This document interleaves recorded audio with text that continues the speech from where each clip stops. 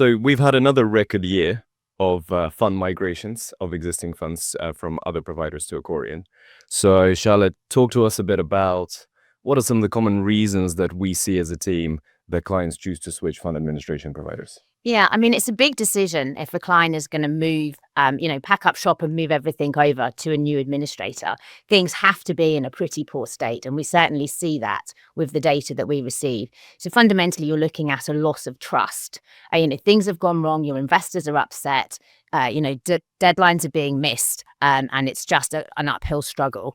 And that really is the main reasons why people speak to us. There's obviously lots of things that we're doing and trying to stand out in this market, but fundamentally, things are broken at their current setup and they want to change.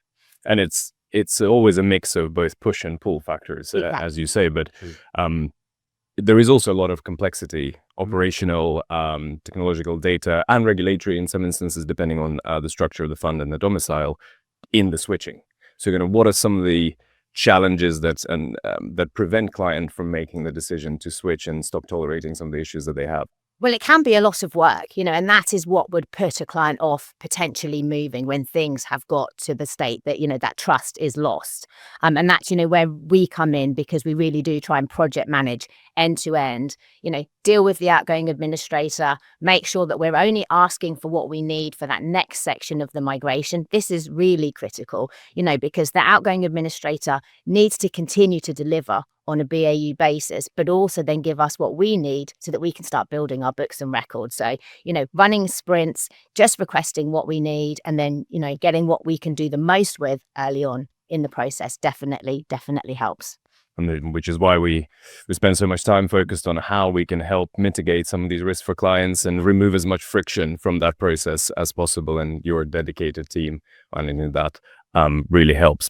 And when I'm speaking to people, there's a handful that spring to mind, certainly here in the city, where you've been complaining to me for the last 3-4 years, and you're still in the same shop. If I was your CEO, I'd be like, "What are you doing to fix this?" Because now the investors are making some noise; they're not happy.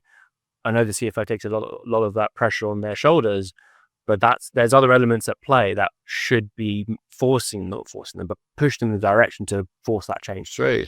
Because you should not accept mediocrity as a service provider in this world. For sure, and I think you're spot on, right? There is a level of tolerance with any outsourced provision. For a level of errors is something not going right, but for the provider whose sole job, like our own, is to deliver that service, there should be no tolerance for those errors, and it's about how you respond and improve the control environment every time something does go wrong. So that level of patience with mediocrity is maybe acceptable to clients up to a point in time. Yeah, and I think what breaks it is the investors. If the investors start moaning, you're kind of done as that service provider.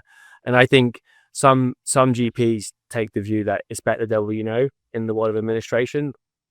I don't necessarily agree with that view, but I'd always say to them, if errors aren't getting addressed and there's repeated errors, how much they actually value the relationship if they're not addressing those at the fundamental level.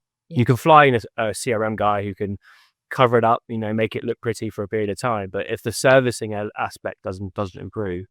Look, we always say our business at the core as an outsourced process provider and a partner team is pretty simple. We should do what we say we're going to do on time and get it right first time. So it's about building a business and processes and architecture around being able to do that consistently is where the trick is. Totally. Exactly. But I think, once we get an opportunity to showcase what we've built, showcase our technology stack, explain how we would operate, and, we'll get an NDA signed, we'll get structure charts, we'll get documents, and we will talk them through how we would handle, that particular mandate. The conversation very quickly. It changes significantly. Yes. We were on a pitch yesterday where that exact thing happened. We've been talking to, and this is a migration, we've been talking to this particular GP for quite a while. And we're now in the depths, the deep dive on kind of how we would set it up and run certain aspects. And they sent us over kind of a workflow, an Excel file workflow process. And they asked us, okay, build that in your system, show us how it would work. We played that back to them. And it was kind of a light bulb moment for them. And you could see it in their eyes. So, can it do this? Can it do that? Can we have that? Oh, yes. But there's a process. We've got to think about the building blocks. Let's get the quick wins done first, and then we can expand from that accordingly.